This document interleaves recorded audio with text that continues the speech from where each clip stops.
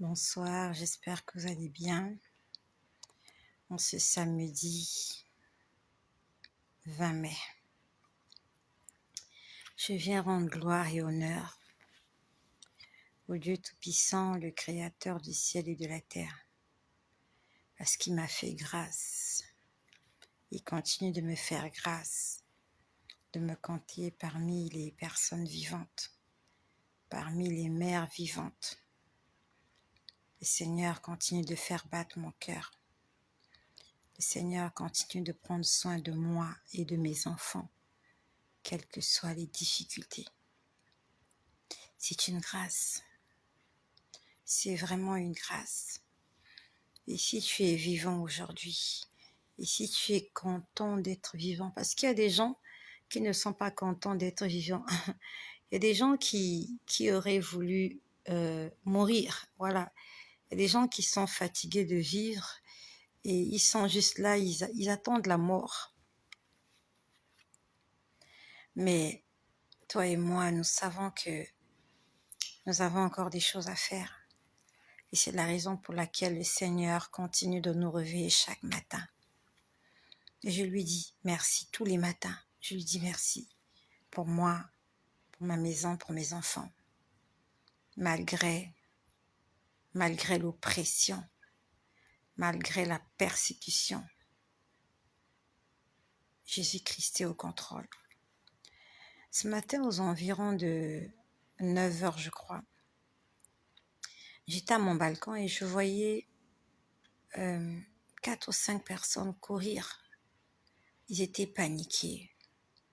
Ils étaient en train de courir dans la rue. Et en fait, j'étais en train d'étaler les vêtements. Et je les ai regardés. Non, j'étalais pas les vêtements. J'étais en train de balayer.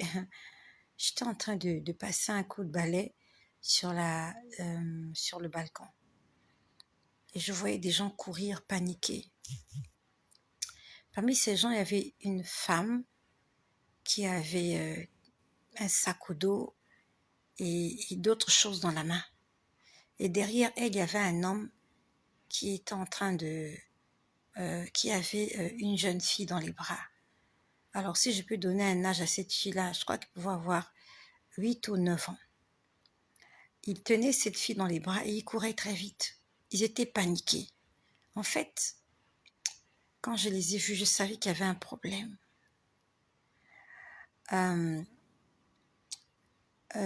J'habite on va dire, à maximum 20 minutes à pied. 20 minutes à pied de la voie principale. Et ces gens-là étaient à pied, ils étaient en train de courir. Je suis sûre qu'ils allaient à l'hôpital. Et je les ai vus passer. Ils couraient. Apparemment, ils cherchaient un taxi. Et il y avait une femme qui était là, qui était en train de parler avec eux. Elle leur demandait de donner du sel à l'enfant. Elle leur disait, mettez du sel dans sa bouche. Mais bon, les gens qui sont dans la rue, vous leur demandez de mettre du sel dans la bouche d'un enfant. Où est-ce qu'ils vont trouver du sel?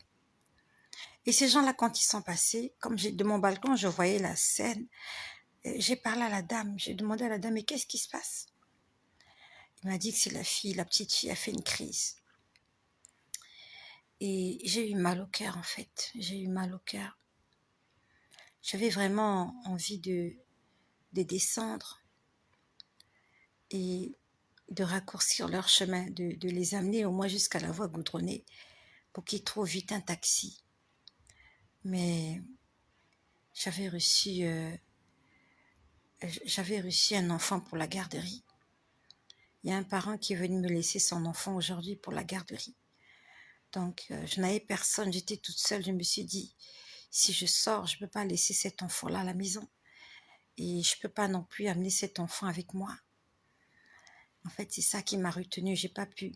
J'avais vraiment envie de descendre vite, d'aller rejoindre ce groupe des gens-là qui cherchaient une occasion, question de les avancer jusqu'à la voie principale. Pourquoi est-ce que j'en parle? J'aimerais que tu sois reconnaissant. Je ne sais pas ce qu'il en est de cette petite fille. Et quand je les ai vus, j'ai prié. J'ai dit, Seigneur, que cette petite fille ne meure pas. Je ne sais pas ce qu'elle a. Est-ce qu'ils ont pu arriver à l'hôpital à temps? Est-ce qu'on a pu lui administrer un traitement à temps? Je n'en sais rien. Qu'est-ce qui a poussé à ce qu'elle ait cette crise? Je n'en sais rien. C'est arrivé à une mère. Ça peut t'arriver. Ça peut m'arriver. Il y a une mère qui, hier, tout allait bien à la maison, mais aujourd'hui, elle est à l'hôpital. Elle doit passer des nuits à l'hôpital parce qu'elle doit garder son enfant, garder son mari. Et toi et moi, si nous sommes à la maison, c'est une joie. C'est une joie d'être à la maison. Être allongé sur son lit, entouré de ses enfants, entouré de ses proches, avec son téléphone dans les mains, avec la télévision, avec la télécommande. C'est bien d'être à la maison, c'est tellement bon d'être à la maison. Il y a des gens qui ne sont plus chez eux, ça fait des semaines, des mois et même des années. Ils sont à l'hôpital, ils sont loin de chez eux. Et toi qui es à la maison, sois reconnaissant. Tu es peut-être allongé dans ton lit, ton matelas moelleux. Tu peux profiter des choses que tu as achetées. À l'hôpital, c'est pas chez toi. Le lit sur lequel tu dormiras, tu n'es qu'un passager. Des millions de personnes ont dormi là avant toi. Et des milliards de personnes dormiront là avant toi. Les draps à l'hôpital, les draps à l'hôtel, ça ne t'appartient pas. Le lit de l'hôtel, le lit de l'hôpital, ça ne t'appartient pas. Tu es juste de passage. Raison pour laquelle si tu es à la maison, tu es dans ton canapé, je ne sais pas qu'est-ce que tu fais. Dis merci au Seigneur, sois reconnaissant. Parce qu'il y a des gens qui aimeraient être à ta place. Cette fille-là, elle est passée devant moi. C'était une petite fille. Elle a fait une crise. Ça n'arrive pas seulement aux adultes. Ça n'arrive pas seulement aux personnes âgées. C'est une petite fille de maximum. Elle n'avait pas 10 ans. On l'a portée dans les mains. Je voyais ses bras en train de balancer. J'ai posé la question à la dame, est-ce qu'elle respire encore? Il m'a dit oui, elle respire, mais elle a perdu connaissance. Est-ce qu'elle était déjà dans le coma? Je n'en sais rien. J'aimerais dire merci au Seigneur. Parce que j'ai des enfants en bonne santé. Et par la même occasion, j'aimerais prier pour toutes les personnes qui sont malades. Pour tous les enfants qui sont hospitalisés. Pour toutes les mamans, pour tous les papas qui sont à l'hôpital. Pour les femmes en état de gestation qui sont dans des salles d'accouchement, qui sont dans des blocs opératoires. Seigneur, tourne vers eux le regard, je t'en supplie. Tourne tes regards vers toutes ces personnes. Je t'en supplie, Seigneur. Aie pitié. Tu n'as pas créé la maladie, tu n'as pas créé la mort. Seigneur, tu n'as pas créé la souffrance. Toutes ces choses sont arrivées parce que nous avons péché. Et toutes ces choses sont en train de s'abattre sur nous parce que nous continuons de pécher. Nous avons ouvert la porte grandement au mal, à l'ennemi dans nos vies. Que le Seigneur ait pitié de nous. Que le Seigneur ait pitié. Qu'il fortifie une maman qui a perdu son enfant. Il y a tellement de choses qui se passent sur la terre en une seconde. Tellement de choses. Je vais vous raconter ce que j'ai vécu cette nuit. Parce que c'est encore frais dans ma mémoire. Hier, je suis montée au lit. Je suis montée au lit assez tôt. Et le Seigneur m'a réveillée, il était 2 heures du matin. Je me suis réveillée à 2 heures du matin. Et j'ai vraiment eu envie de boire de l'eau. Chose qui m'arrive très rarement. Je suis sortie boire de l'eau. Et quand je suis revenue, j'ai compris que je ne m'étais pas réveillée pour boire de l'eau. Je m'étais réveillée pour prier. Si le Seigneur te réveille la nuit, soit parce que tu as très soif d'eau, soit parce que tu as chaud, ou parce que tu dois faire un tour dans les latrines, il faut que tu saches que c'est un prétexte. Dieu utilise ta vessie, Dieu utilise ta soif d'eau. Dieu utilise la chaleur pour te réveiller. Parce qu'il y a un combat, parce qu'il y a une bataille. Alors je me mets à prier. Avant de prier, je prends ma Bible. Je l'ai ouvert, je ne sais plus où est-ce que je l'ai ouvert. Chez lui, la Bible. Ouais, c'était ma petite Bible. Ouais, je l'ai lu. J'ai lu ma Bible et je me suis mise à prier. J'étais en train de prier, j'étais en train de prier. Et le Seigneur m'a montré une scène. J'ai vu une scène. J'ai vu deux choses en fait. Je vais commencer par la première. La première des choses que j'ai vues, est-ce que c'était cette nuit? Oui, c'était cette nuit, oui. Je voyais la rue en fait. En fait, c'est comme si je m'apprêtais à aller quelque part. J'avais un petit enfant avec moi. C'était vraiment un petit enfant, un enfant de la maternelle. C'était une fille. Et je m'apprêtais à amener cette fille-là à l'école. Je crois que je l'ai vue cette nuit. Oui, oui. Je m'apprêtais à amener cette fille à l'école. Tout était prêt. Tout était prêt. En fait, comment je peux dire? Il y avait tout pour cet enfant. Il y avait tout. Cet enfant ne manquait de rien. Maintenant, il fallait que je l'amène à l'école, en fait. Et au moment où j'ai l'impression que je sors d'une boutique, je vais l'amener. En fait, on voulait sortir de la boutique et on devait faire le tour. Apparemment, l'école était derrière la boutique, mais c'était bizarre. C'était un endroit avec plein d'herbes. Le genre d'endroit, vous avez l'impression que un endroit abandonné, quoi. Et honnêtement, quand j'ai vu cet endroit, je me suis dit, est-ce qu'une école peut vraiment être à cet endroit? Ça ressemblait vraiment à un endroit abandonné, désert, avec beaucoup d'herbes, de grandes herbes. Et juste avant que je ne sorte de la boutique, il y a comme quelqu'un qui a jeté une pierre, une grosse pierre. Ça veut dire que si j'étais sortie quelques instants avant, cette pierre-là allait tomber sur moi. C'était vraiment une grosse pierre. Donc, j'ai vu une pierre atterrir sur le sol. Lorsque j'ai vu la pierre atterrir sur le sol, j'ai vu des gens se mettre à tirer. Et apparemment, il y avait un combat. Il y avait une lutte. Des gens avec des armes à feu, comme des mitraillettes, comme des fusils. Et je voyais quelqu'un de l'autre côté, en train de tirer vers de là où venait la pierre. La personne était en train de tirer, ça avait l'air tellement réel. Ça avait l'air tellement réel. En fait, j'avais l'impression que j'étais dans un film de guerre. J'avais peur. Ça s'est passé cette nuit. Je me suis dit, mais comment les gens peuvent tirer à balles réelles comme ça dans la rue? La personne qui était de l'autre côté, apparemment, je la connaissais. C'était quelqu'un qui m'était familier. La personne a tiré.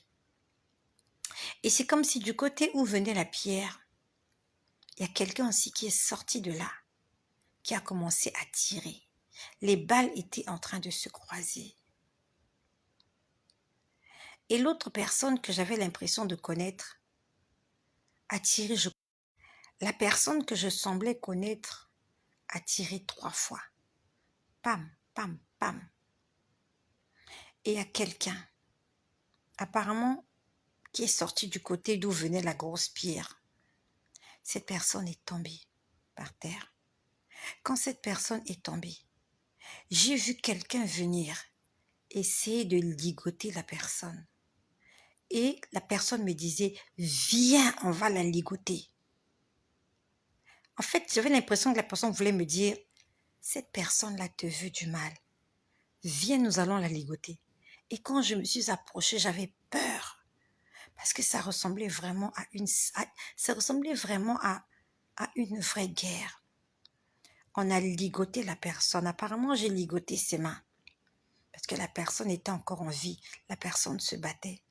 On a ligoté ses mains.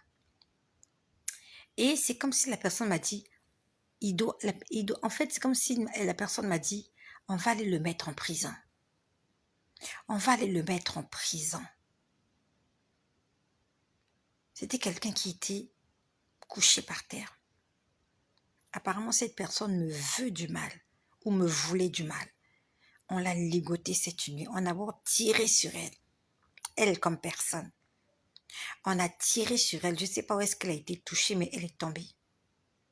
J'ai vu quelqu'un venir, un homme, venir commencer à la ligoter. On était en train de la ligoter comme je ne sais pas comment je peux dire, comme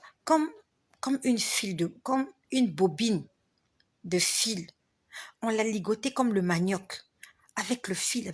Après, la personne m'a dit, viens, on va ligoter cette personne-là. Il ne me l'a pas dit audiblement, mais je pouvais lire dans ses pensées qui me disaient, viens, nous allons la ligoter ensemble parce que cette personne-là te veut du mal. Cette personne, c'était un homme. Du moins, la personne avait l'apparence d'un homme. Je suis vite venue, je tremblotais parce que ça tirait de partout. Les balles étaient réelles. J'aimerais te dire que lorsque tu dors, tu n'as aucune idée de ce qui se passe à l'extérieur. Raison pour laquelle soyons reconnaissants. En dépit de tout ce que nous traversons de difficile, de tout ce que nous n'avons pas, de tout ce qui nous manque, de toutes nos prières qui ne sont pas exaucées. La nuit, il y a des gens qui tirent. La nuit, il y a des balles perdues. Je vois tellement de choses que je ne peux pas vous dire tout ce que je vois. Mais je sais que la nuit, il y a des gens qui se promènent dans les rues. Ils se promènent dans les rues des esprits humains. En dehors des démons, il y a des esprits humains qui se promènent dans les rues. Ils font comme la patrouille. Il y a comme une patrouille qui font la nuit. Et s'il vous avez la malchance qu'ils vous capturent, ils n'ont pas besoin d'être un membre de votre famille. Qu'importe, même s'ils ne vous connaissent pas, ils veulent vous faire du mal, ils peuvent vous faire du mal.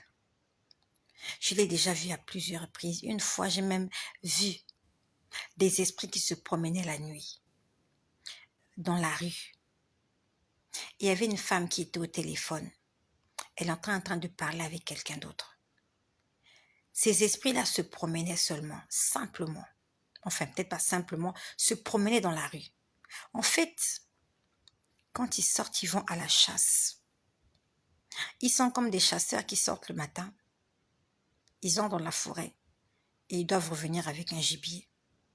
Ils sont comme ça. Ils sortent. Ce sont les sorciers, ils sortent la nuit. Les occultistes et tous les autres là, ils sortent à n'importe quelle heure. Ils vont en chasse.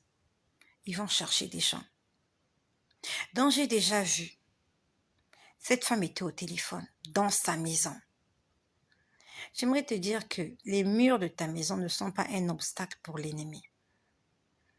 Les murs de ta maison, même si tu vis dans un bunker, même si les murs de ta maison sont blindés, même si tu les as fait avec des briques de 25, tu as mis du béton, tu as mis du coton, tu as mis je sais pas quoi. Dans le monde spirituel, les murs n'existent pas. La toiture n'existe pas. Même les vêtements que tu as portés, ça n'existe pas. Il te voit dans ta totalité. Il voit au-delà de ce que l'œil humain ne peut voir. Il peut voir à l'intérieur des maisons. Donc cette femme était dans sa maison. Ça s'est passé il y a de cela quelques années. Cette femme était dans la maison. Elle était au téléphone avec quelqu'un d'autre. Apparemment, c'était une autre femme. Et pendant qu'elle cause avec la femme, elle est en train de parler de ses projets à une autre femme au téléphone. Apparemment, elle voulait voyager pour son business. Et pendant qu'elle est en train de parler au téléphone, Il y avait 3 esprits humains qui passaient. Ils ont volé son projet. Comment ils ont fait? J'ai entendu un dire, vous avez entendu ce qu'elle a dit? Il y a un qui a dit, vous avez entendu ce que la femme a dit? Il faut qu'on vienne voler chez elle. Quelqu'un était au téléphone. Du genre, quand tu es avec ta copine ou je sais pas quoi. Tu dis oui, le mois prochain, je vais voyager, je vais aller en Chine ou je vais aller à Dubaï, j'ai des courses à faire ou je vais aller je sais pas moi où. Tu te dis que c'est normal, tu as parlé. Tu as parlé à ta copine ou tu as parlé à un membre de ta famille ou à ta confidente. Il y a un inconnu, quelqu'un que tu ne connais pas, quelqu'un qui n'est pas membre de ta famille. Il est passé dans la rue, il a entendu ce que tu as dit. Et ils ont fait le programme de venir voler chez cette femme-là. La Bible nous dit dans Jean 10, le voleur ne vient que pour voler, égorger, détruire et tuer. Même tes projets, tu crois que tu as dit ça au téléphone. Le diable a entendu. Il vient, il bloque. Même quand tu as chuchoté, même si tu as fait SMS sur WhatsApp, ils ont lu, ils viennent bloquer. Raison pour laquelle nous devons couvrir par le sang de Jésus toutes nos entreprises. Tu as un projet, couvre-le par le sang de Jésus. Tu as envie d'effectuer un voyage, tu as envie de te marier, tu as envie de faire je ne sais quoi, tu as programmé faire quelque chose. Demande au Seigneur de prendre le contrôle de ce qui est sorti de ta bouche. Le matin quand tu te réveilles, couvre par le sang de Jésus ta famille, ta maison, tes enfants, tes entreprises. Parce qu'il y a des gens là dehors, il y a l'ennemi qui est là dehors. Il veut seulement voler. Une fois, j'ai vu la nuit toujours, c'était une autre fois. Je vois tellement de choses, raison pour laquelle chaque matin quand je me réveille, je dis merci Seigneur. Chaque soir avant de dormir, je dis Seigneur, je te recommande ma vie et celle de mes enfants entre tes mains. Une fois j'ai vu des gens dans la rue avec des brouettes. Vous avez l'impression, vous savez quand il y a quand il y a eu des émeutes quelque part ou quand il y a la guerre, il y a des gens qui sont spécialisés pour le pillage. Ils vont casser les commerces, ils pillent. Vous les voyez sortir des boutiques avec des vêtements, avec des choses. Ils ont volé. Ils vont dans les supermarchés, ils volent. Ils sortent de là avec des caddies pleins d'articles. Ça ressemblait à ça. Je voyais des esprits. Je ne sais pas où est-ce qu'ils étaient partis voler. Mais chacun avait quelque chose en main qu'il était allé voler chez quelqu'un. Et j'ai vu un esprit là, il avait une brouette pleine de... En fait, vous sentez qu'ils sont partis voler chez des gens la nuit, pendant que les gens dorment. Ils sont allés voler. Ceux-là, ils ne volaient pas comme les oiseaux. Je les voyais se promener à pied. Des esprits qui se promènent à pied. Ils entrent dans les maisons où il n'y a pas de protection. Ils viennent chez toi, ils volent ta santé, ils volent tes projets, ils volent ton argent, ils volent, ils volent, ils volent, ils volent. Il va cacher ça quelque part. Donc il y a même un là, sa brouette était tellement pleine qu'il cherchait quelqu'un pour l'aider. Sa brouette était tellement pleine que lorsqu'il était en train de... En fait, ce sont des voleurs. Sa brouette était tellement pleine. Vous sentez qu'il a volé des choses. Ne me demandez pas qu'est-ce qu'il y avait à l'intérieur. Je sais qu'ils avaient volé des choses chez des particuliers. Et il y avait comme ça, c'était comme la débandade. C'était comme la débandade. Ils courent à gauche, fioup, ils courent à droite, fioup. C'est-à-dire qu'ils sont pressés. Ils sont pressés. Ils font ça vite. Ils marchent pas, ils friment pas. Ils font ça vite. Vous voyez un esprit qui court, fioup, il court. Il va voler, il revient, tiap, l'autre court, tiap, il passe à gauche, l'autre passe à droite, tiou. C'est la pagaille dans la nuit. La nuit, c'est la pagaille. Dehors, là, c'est la pagaille. C'est-à-dire que si nous continuons de vivre, c'est par la grâce de Dieu. C'est par la grâce de Dieu qu'on vit. C'est par la grâce de Dieu qu'on vit. qu'en fait, c'est par l'amour de Dieu qu'on vit. Dieu est bon. Parce qu'avec tout ce que je vois là, si Dieu ne veillait pas, en fait, si Dieu n'avait pas donné des limites à ces gens-là, ils allaient tuer. En fait, ils allaient éradiquer la race humaine. Il y aurait plus de personnes sur la terre. Ils auraient tué tout le monde. Parce que je suis sûre qu'ils n'ont pas seulement envie de voler nos bénédictions, ils ont envie de voler notre vie. Parce que c'est la vie qui est précieuse. C'est notre vie. Ce ne sont pas nos bénédictions qu'ils veulent. C'est notre âme. Mais si jusqu'aujourd'hui tu vis, même s'ils t'ont volé quelque chose, dis merci au Seigneur. Parce qu'ils n'ont pas pris l'essentiel. C'est comme Samson. On avait coupé ses cheveux, mais on ne l'avait pas tué. Ses cheveux avaient repoussé. Et il a eu une dernière force pour tuer ses ennemis. Ils peuvent te couper les cheveux. Ils peuvent te crever les yeux comme Samson. Mais tant que tu as encore envie, il y a de l'espoir. Raison pour laquelle chaque matin, même si tu n'as pas de travail, même si tu n'es pas en bonne santé, que le Seigneur te guérisse de cette maladie qui te tourmente. Même si tu n'es pas marié, même si je ne sais pas quel problème tu as, si tu es toujours en vie, tu peux encore bâtir quelque chose. Tu peux encore terrasser tes ennemis. Il faut juste que tu restes en vie. Dehors, c'est vilain là dehors. Si le Seigneur pouvait t'ouvrir les yeux, s'il pouvait t'ouvrir les yeux, tu ne maudiras plus jamais Dieu. Tu lui seras reconnaissant toute ta vie. Donc la nuit s'attirait. Je m'apprêtais à faire quelque chose. Et je n'ai plus fait ce que j'avais à faire. Parce qu'il y avait cette personne-là qu'il fallait arrêter. Il y avait des pierres qu'on jetait. Il y avait des balles qui sifflaient.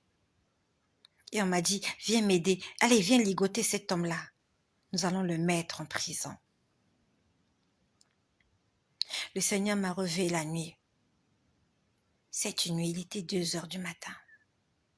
C'était pour prier. Et c'est quand j'ai prié que j'ai vu cette scène-là. Comment cette personne a été ligotée. De moi-même, pas avec mes 2 mains, j'ai ligoté ses mains. Et on l'a porté. Il était question qu'on l'amène en prison. Le Seigneur m'a fait du bien. Il continue de me faire du bien. Comment ne pas lui rendre gloire? Même s'il y a des gens qui passent leur journée à inventer des choses sur moi. Même s'il y a des gens qui passent leur journée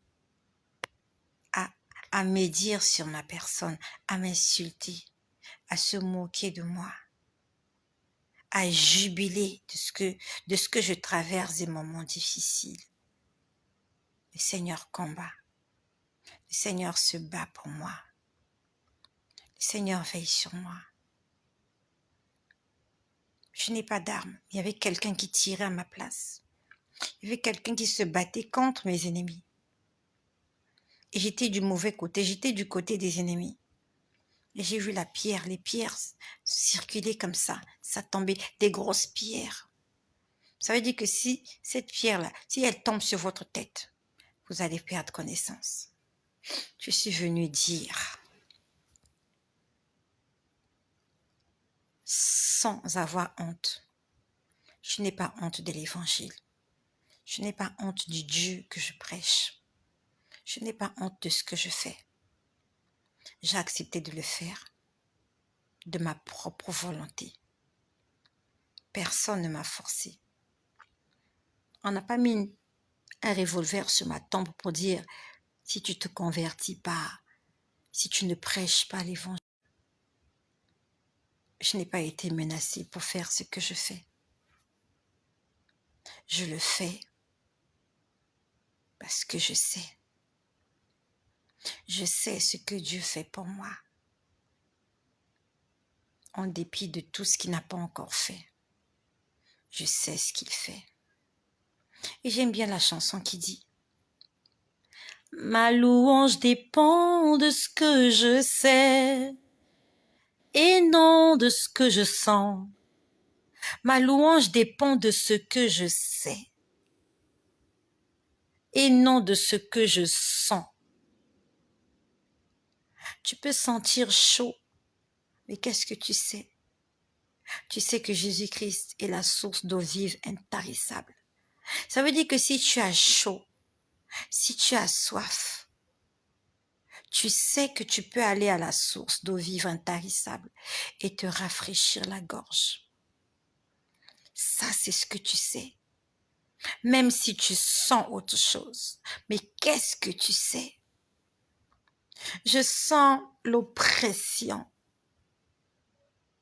Je sens l'oppression, je dois m'occuper. J'ai des enfants encore à bas âge, je dois m'en occuper. Je n'ai plus de source de revenus conséquente. Je n'ai plus de travail. Ça, c'est ce que je sens. Je sens que financièrement, je ne peux plus faire ce que je faisais encore l'année dernière à la même date. Mais je sais qu'il y a quelqu'un qui s'occupe de moi. Je sens la galère de temps en temps. Et Dieu merci, il m'a appris à ne plus être dépensière.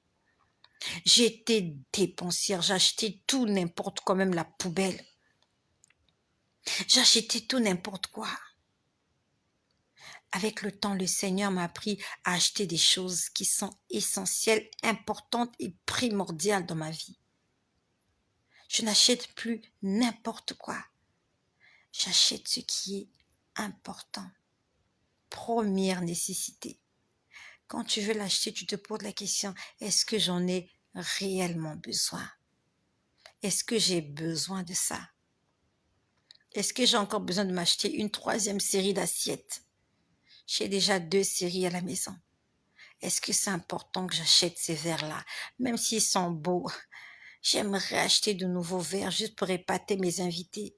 Mais est-ce que j'en ai vraiment besoin? Ou bien on peut utiliser les anciens verres. Ils sont encore bons. Mon service est encore bien. Mes fauteuils sont encore bien. Mon matelas est encore utilisable. Est-ce que j'ai besoin d'acheter un autre matelas? Mes chaussures sont encore bien. Leur talon n'est pas de problème. J'ai beaucoup de paires de chaussures. Est-ce que j'ai besoin d'acheter cette chaussure-là en plus juste parce qu'elle est belle? Est-ce que j'en ai besoin? Est-ce que c'est une nécessité? Et le Seigneur a pris du temps à m'apprendre à faire le tri de ce qui est important et de ce qui n'est pas important. Raison pour laquelle aujourd'hui, je peux vivre sans pression. Je vis avec ce que j'ai. Quand je n'ai pas, je n'ai pas. Quand j'ai, je vis avec ce que j'ai. Je n'ai plus cette pression-là. Il faut que j'ai ceci, il faut que j'ai cela. Non. Je connais les premières nécessités.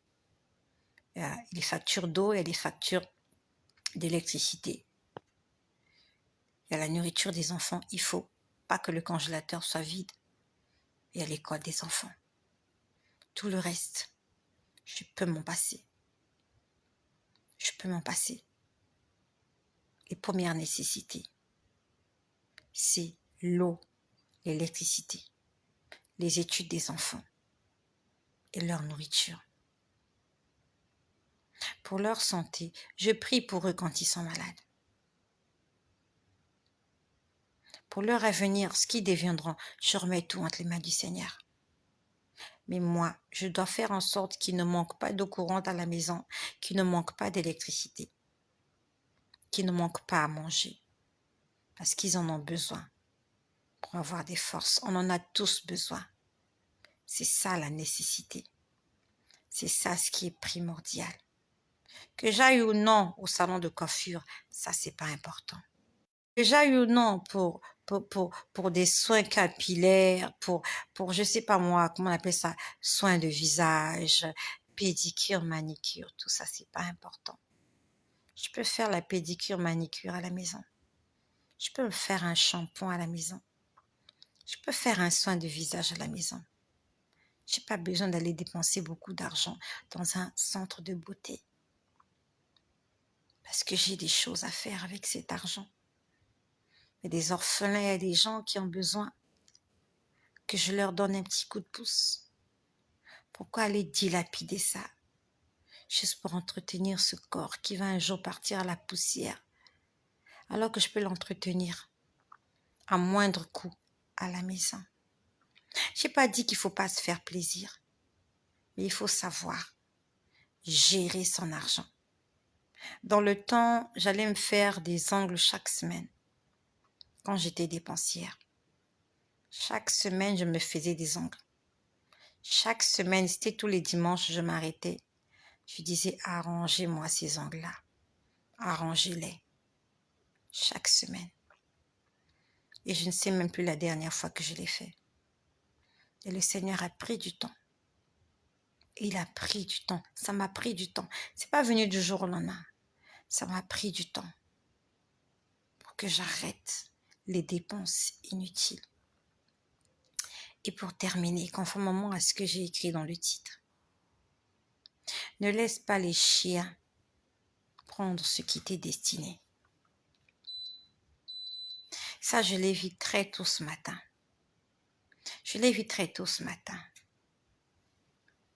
Au départ, j'ai vu une campagne d'évangélisation. C'est comme si Dieu me disait, prie pour la campagne d'évangélisation. Je voyais une personne en train de prêcher lors d'une campagne d'évangélisation. Et ma prière est que le Seigneur prenne le contrôle de toutes les campagnes d'évangélisation qui se font sur toute la terre. Que toutes les personnes qui prêchent, que ce soit dans les rues, dans les quartiers, dans les églises, au moyen des réseaux sociaux, que le Seigneur prenne le contrôle de l'évangile qui est prêché. Donc, je voyais une campagne d'évangélisation et je voyais comme un restaurant, non loin de là. C'est un restaurant en plein air, genre café. Et je voyais une mère qui avait des enfants. Elle en avait 2 ou 3. Cette mère-là était assise dans un café. C'est comme une terrasse en fait, voilà. Genre restaurant terrasse. Elle était là assise, elle achetait des cocktails pour les enfants. Vous voyez ces boissons cocktails qu'on sert dans des grands verres avec une paille, c'est coloré, ça avait l'air très bon. Elle en a acheté pour ses enfants, je crois qu'ils étaient 2 ou 3. Et elle a posé ça sur la table, c'était pour les enfants. Sauf que les enfants étaient en train de s'amuser. Mais elle avait déjà passé la commande des cocktails. On est venu poser les cocktails sur la table. Et la maman était assise là. C'était destiné aux enfants. Apparemment, je sais pas, bon, peut-être que j'ai oublié, mais j'ai l'impression qu'elle a appelé les enfants parce qu'un cocktail, ça reste pas comme ça. Il y a les mouches, il y a plein de choses. À la limite, quand on vous a servi, vous devez venir consommer. Les enfants étaient concentrés en train de jouer dans le sable. Ça vraiment, bon, ça ressemblait à... il y a des terrasses où il y a une aire de jeu pour les enfants. Je voyais comme un bac à sable, un endroit où il y avait du sable où les enfants pouvaient s'amuser. Et les enfants s'amusaient là. Ils étaient 2 ou 3. On est venu poser ces 3 verres de cocktail sur la table. Bonsoir à mon frère Aristide à la Pigny. Ça fait longtemps que je t'ai pas vu. Je sais que ça, ce sont tes horaires parce que chez toi, il fait jour. Chez moi, il fait nuit. Je crois qu'il est déjà 1h du matin chez moi. Que le Seigneur te bénisse. Que le Seigneur te fasse du bien avec ta femme. Que le Seigneur te console. Que le Seigneur te fasse du bien. Qu'il se souvienne de toi comme il s'est souvenu d'Abraham. Qu'il se souvienne de toi comme il s'est souvenu de Anne. Qu'il se souvienne de toi comme il s'est souvenu d'Élisabeth et de Zacharie. Que le Seigneur te fasse du bien. Que le Seigneur fasse du bien à ma sœur, maman Eudoxie. Eudoxie, maman Ako. Que le Seigneur fasse du bien à ma sœur Émilie Yeboah. J'espère qu'elle va bien. Je t'ai écrit, j'ai lu tes messages, je prie pour toi, ma sœur. Je ne sais pas pourquoi tu ne réponds pas à mes messages sur WhatsApp. Mais je prie que le Seigneur te fortifie. Je ne sais pas pourquoi tu ne réponds pas à mes messages. Mais je te porte dans mes prières. Que le Seigneur se souvienne de chacun d'entre vous. Où que vous soyez. Que le Seigneur se souvienne de vous. Vous qui êtes ma famille, vous qui êtes mes frères, vous qui êtes mes vraies sœurs, mes vrais frères, vous qui êtes mon peuple. Que le Seigneur ouvre les écluses des cieux. Que la pluie tombe dans vos maisons. Que la pluie tombe au-dessus de vos têtes. Au nom puissant de Jésus. Que tous les plans de l'ennemi soient anéantis. Que cela soit nul et sans effet. Telle est ma prière pour toutes les personnes que Dieu a attirées vers moi. Soyez fortifiés.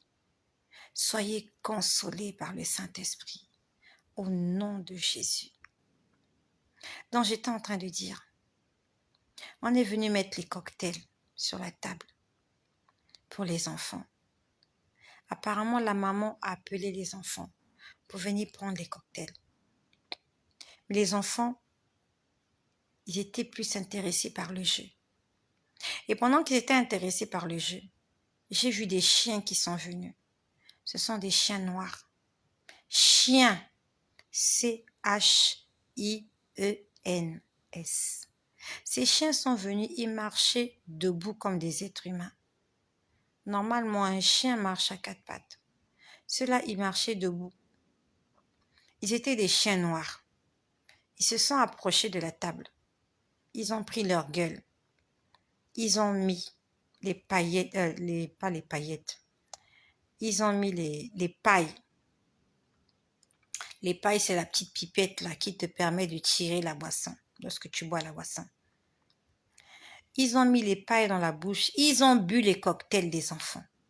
Les chiens ont bu le cocktail des enfants. Quand je voyais le cocktail là, c'est le genre de cocktail qui est bon là. Quand vous voyez ça, vous avez envie de boire ce cocktail là pour enfants. Ils ont bu le cocktail des enfants. Ils ont tout fini et ils sont partis. Et les enfants continuaient de jouer. Leur cocktail avait été bu par les chiens. Ces chiens-là étaient juste de passage.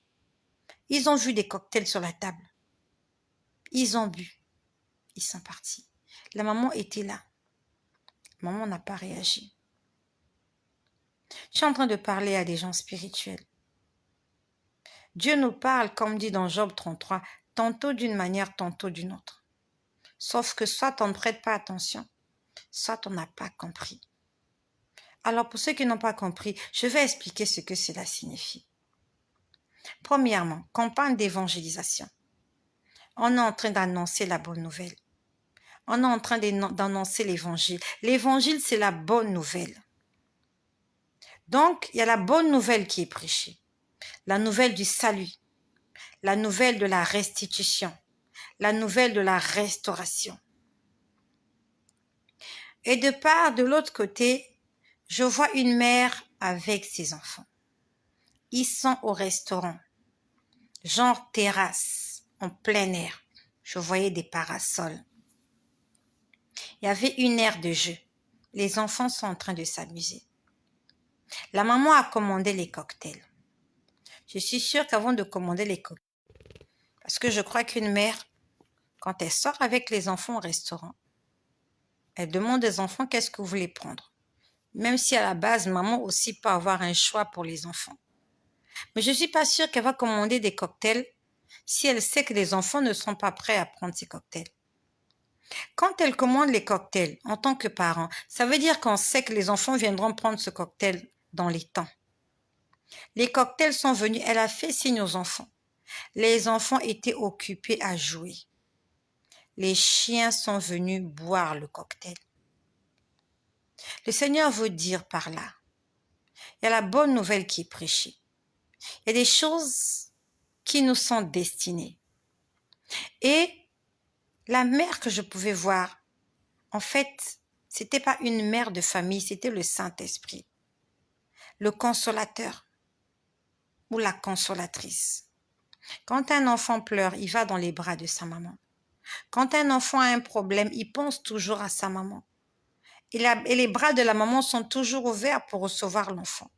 Quand un enfant est en train de jouer dehors, il est tombé, il cherche toujours sa mère.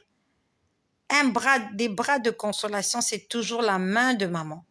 Quand un enfant joue avec les voisins, soit on l'a frappé, soit on l'a tapé, ils se sont battus, il court à la maison, il dit toujours en train de dire «Maman!» L'enfant va toujours vers la mère. Donc la mère, c'est comme le Saint-Esprit. Je voyais un homme prêcher la bonne nouvelle. Il y a un homme qui est en train d'organiser une campagne d'évangélisation.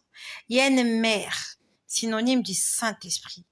Le gage pour notre salut, notre protection, notre consolateur. Et nous les enfants, le Saint-Esprit a déjà fait la commande. Parce qu'il sait que je suis sortie avec les enfants. C'est comme cette mère. Ils vont avoir soif à un moment donné. Ils vont vouloir se rafraîchir la gorge. Je leur ai recommandé 3 bons cocktails. Un mélange parfait et d'orange et d'ananas et de tous les fruits exotiques que vous connaissez. On est venu poser. La Bible nous dit que Dieu fait toutes choses bonnes en son temps. Si la maman avait commandé le cocktail, ça veut dire que c'était le bon moment de commander le cocktail. Peut-être que ça faisait longtemps que les enfants étaient en train de jouer et s'est dit « Ah, ça fait longtemps qu'ils jouent. Ils vont sûrement avoir bientôt soif. » La maman appelle les enfants. Les enfants disent « On est en train de jouer. » Et pendant que les enfants continuent de jouer, les chiens étaient en train de passer. Ils étaient debout, ils marchaient à 2 pattes, pas à 4 pattes. Les chiens étaient debout. Ils étaient des chiens noirs. Ils sont venus. Ils ont mis la paille dans leur gueule. Ils ont bu le cocktail. Kiou, kiou, kiou, kiou, kiou. Ils ont continué leur chemin. Jean 10, 10. Le voleur ne vient que pour égorger, dérober et détruire. Dieu a mis des choses à notre disposition. Dieu a mis le Saint-Esprit comme gage, consolateur qui est là. Il veille sur nous, même quand on est en train de s'amuser. S'amuser, c'est comme la distraction. Et au moment où le Saint-Esprit nous interpelle, au moment où nous entendons la voix de Dieu, c'est comme le cri de minuit. Comme il est écrit dans Matthieu 25. Au milieu de la nuit, une voix se fit entendre. Dieu nous appelle toujours. Et quand il nous appelle, on entend sa voix. Si c'est pas audiblement, c'est dans le cœur. Quand Dieu te dit arrête, il faut arrêter. La maman dit aux enfants, venez prendre le cocktail, venez boire la boisson, ça va se refroidir. Les enfants disent, non, on veut encore jouer. Mais il y a des oiseaux qui passent. Un oiseau peut lâcher une fiente, ça tombe. Il y a un insecte qui peut tomber dans le cocktail, ils n'étaient même pas couverts. Les enfants disent, on est en train de jouer. Et c'est exactement ce que nous faisons. Lorsque le Saint-Esprit nous interpelle, qu'il est temps de faire ceci, on se dit, non, mais on a encore le temps. J'ai encore le temps de m'amuser, j'ai encore le temps de naviguer sur Internet, j'ai encore le temps de faire ceci, parce que le Saint-Esprit, le consolateur, maman va veiller sur mon verre.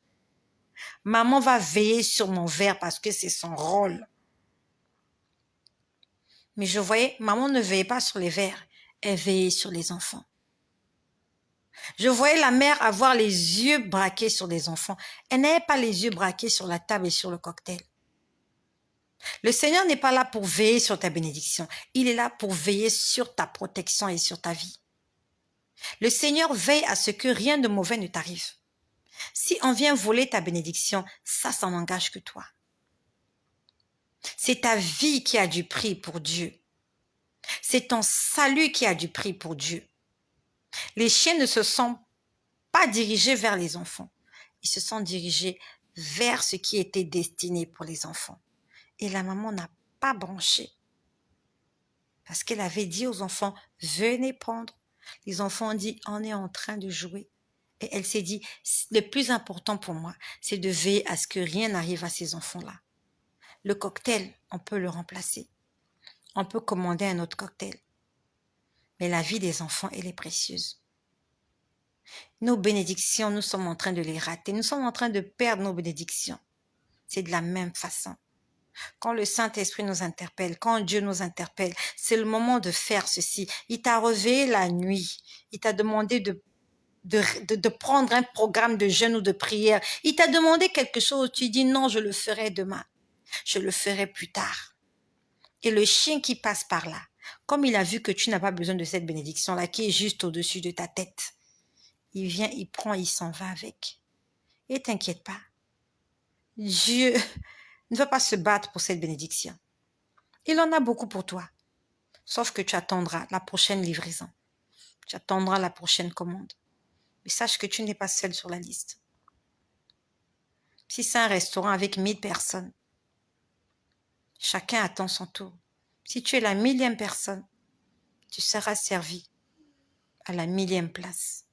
Tu seras quand même servi, mais tu attendras ton tour. Alors que pendant que le Saint-Esprit t'appelle, la chose est déjà sur la table. Mais le chien est venu, comme avec la femme samaritaine. Non, pas avec la femme samaritaine, la femme gréco-syrienne qui est allée voir Jésus parce que sa fille était possédée. Jésus lui a dit, il n'est pas bon de donner le pain des enfants aux chiens. Il y a le pain qui est réservé aux enfants. Jésus lui a dit, il n'est pas bon de donner le pain des enfants aux chiens. Dieu a du pain pour nous. Les miettes, c'est pour les chiens. Mais nous avons volontairement pris la décision de nous contenter des miettes. Parce que lorsqu'on a mis le pain sur la table, on était trop pressés à faire autre chose. Il y a quelqu'un qui est passé, qui a pris le pain, il a mangé et il a laissé les miettes dans l'assiette. Et quand nous on vient, ce sont les miettes. Ce que les chiens devaient manger, c'est maintenant nous qui les mangeons parce que le chien est passé avant. Il a grignoté. Il a sali la nappe de la table, il a même cassé l'assiette. Et quand tu viens, tu vois les sales pattes des chiens, il a laissé des empreintes partout. Et il t'a laissé quelques miettes de pain parce que tu étais pressé à jouer. Dieu nous aime et il nous prévient. Il faut être connecté au Saint-Esprit pour essayer de comprendre les choses dans ce sens. Beaucoup de personnes, s'ils avaient eu cette vision, ils n'allaient pas comprendre. Mais quand tu as le Saint-Esprit, tu as la facilité de comprendre les choses parce qu'il est là pour t'enseigner. Raison pour laquelle je viens t'exhorter à avoir une intimité avec le Saint-Esprit. Fais de lui ton ami. Et tout ce que tu verras, dans tes visions, dans tes songes, dans ton imagination, tout ce que tu verras, il va te les expliquer. Il y a des gens qui m'écrivent, ma sœur, j'aimerais être en contact avec toi parce qu'il y a des songes que je fais que je ne vois pas. Je suis désolée. Je ne peux pas être là à expliquer. I'm so sorry. Je suis désolée. Je ne pourrais pas être là à expliquer tes songes. Si tu viens vers moi pour un songe que tu as fait, je pourrais te l'expliquer. Mais je ne peux pas t'expliquer tous tes songes. Je te demanderai d'avoir une intimité avec le Saint-Esprit, afin que, de la même façon qu'il m'explique à moi, qu'il t'explique aussi à toi-même. Parce que je ne peux pas être disponible pour toi tous les jours. J'ai beaucoup de messages. Depuis l'année dernière, j'ai des messages auxquels je n'ai même pas encore répondu. Donc si je te dis que je serai disponible pour toi, pour que tu viennes me raconter tes songes et tes visions pour que je les explique, c'est que je t'ai menti. Raison pour laquelle quand je réponds à quelqu'un par Messenger, je lui dis, demande au Saint-Esprit de te remplir. Aie une vie de prière conséquente. Marche dans la vérité. Obéis au commandement du Seigneur. Et tu verras que les choses spirituelles seront faciles pour toi. Tu n'auras pas besoin de courir derrière les prophètes. Tu n'auras pas besoin de te casser la tête. Dieu va te les expliquer. S'il ne te l'a pas expliqué le matin, il va te l'expliquer à midi. Si à midi il ne t'a rien dit, il va venir le soir. Si le soir il ne t'a rien dit, il viendra la nuit. Si la nuit ne t'a rien dit, il viendra le lendemain. Mais ce qui est sûr, c'est qu'il t'expliquera toujours. Et tu te lamentes, c'est parce que tu n'as pas d'intimité avec le Seigneur.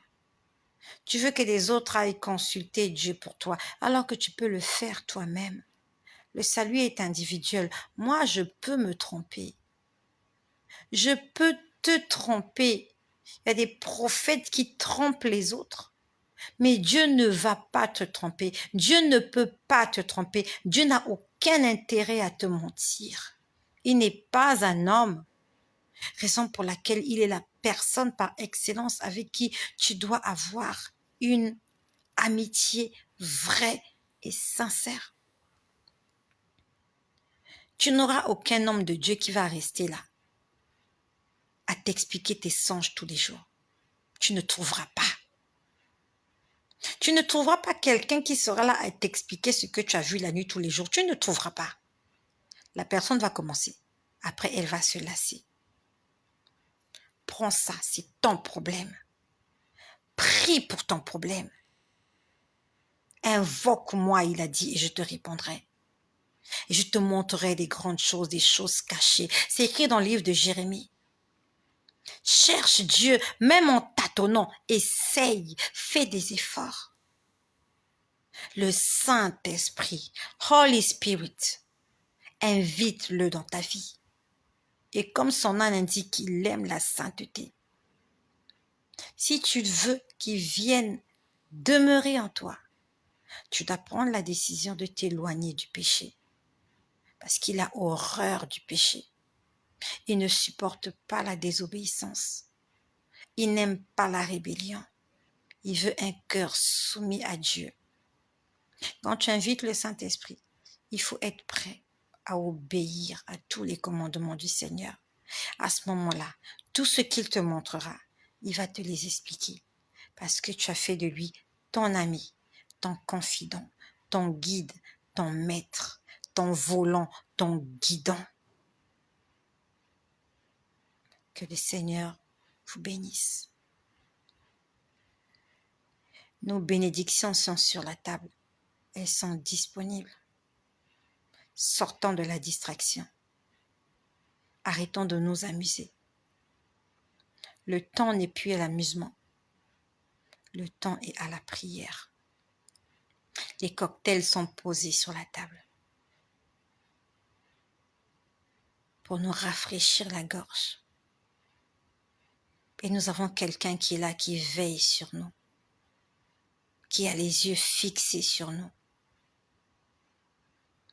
Et comme Jésus a dit, la vie est plus que le vêtement. La bénédiction n'est pas plus que la vie. La vie est plus importante que la bénédiction. Si tu l'as raté aujourd'hui, peut-être qu'il reviendra la semaine prochaine ou l'année prochaine. Mais ta vie a du prix pour Dieu. Raison pour laquelle j'ai vu cette mère. Ses regards étaient braqués sur les enfants. C'est pour ça que j'ai vu cette mère aimante. Même quand les enfants s'amusaient, elle leur a parlé. Ils ne sont pas venus. Même quand les enfants sont rebelles, sont désobéissants, tu les appelles, ils ne viennent pas. Elle continue de veiller sur les enfants. Ça, c'est ce que notre Dieu peut faire. Et c'est ce que notre Dieu fait. Il est tellement rempli d'amour que même quand nous sommes rebelles, il continue de veiller sur nous parce que nous avons du prix pour lui. Père éternel, je te rends grâce pour toutes les personnes que tu as attirées vers toi. Seigneur, je prie. Je prie, Seigneur, pour toutes ces personnes afin qu'elles aient une communion juste, étroite, vraie et sincère avec toi. Seigneur, je te prie de parler à chacun d'entre nous, dans notre intimité, dans nos cœurs, dans nos pensées. Viens te révéler à chacun, et ceux qui croient en toi et ceux qui ne croient pas en toi. Seigneur, tu n'es pas venu que pour les justes. Seigneur, tu es venu aussi pour les pécheurs. Seigneur, tu n'es pas venu que pour Israël. Tu n'es pas venu que pour les Juifs, mais tu es venu pour tous les habitants de la terre. Seigneur, je te prie pour cette personne qui est très loin de toi, qui est égarée. Et pour cette autre personne qui cherche à te connaître. Seigneur, je prie que tu te révèles à chacun d'entre nous. Que seule la gloire et l'honneur te reviennent dans notre existence. C'est au nom de Jésus-Christ que j'ai prié pour le salut de toutes les âmes qui me coûtent en ce moment. Amen.